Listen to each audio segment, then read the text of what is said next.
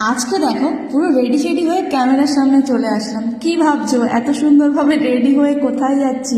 আরে বিয়ে বাড়ি আছে বলে কথা, একটু তো সাজগোজ চলেই না। কিন্তু বাদ দাও, আমি কিন্তু একটুও সাজতে পারি না, যেরকম পারি তাতেই কাফি। তো যাই হোক, আমাদের গাড়ি চলে এসছে, আমি আর মা টোটোতে উঠে পড়লাম। উঠে এসে এই যে দেখো আমরা বিয়ে বাড়ির সামনে চলে এসেছি। কি সুন্দরভাবে গেট টেটগুলো সাজিয়েছে না?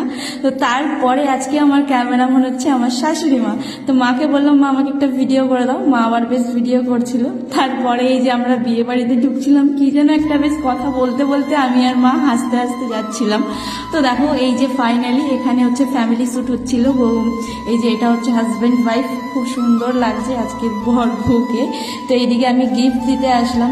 সত্যি মানে বোনটা খুবই ভালো, খুবই মিশুকে। বেশ আমিও এসছি, আমার সাথে খুব সুন্দর গল্প করছে। আমাকে বলছে, দিদি ভাই তুমি বসো আমার সাথে, পাশেই বসো, কেউ তো নেই এখন। তো তাই জন্য তার সাথে একটু বসেছিলাম, বসে ওর সাথে একটু ছবি তুললাম, একটু গল্প করলাম। বেশ ভালো কথা বলে সত্যি খুবই ভালো লাগলো। তো তারপরে এদিকে আমাকে পিসি কফি দিচ্ছিল আমাকে আর মাকে।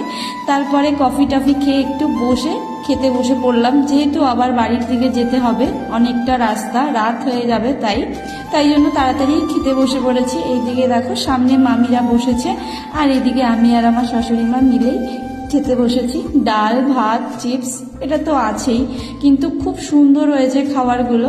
এদিকে খেতে খেতে আমি আবার পিসির সাথে একটু হাসছিলাম, গল্প করছিলাম যে পিসি একটু তাকাও, হাসো। সবই তো হয়েছে ঠিক আছে, কিন্তু এতটা পরিমাণে গরম কি বলবো।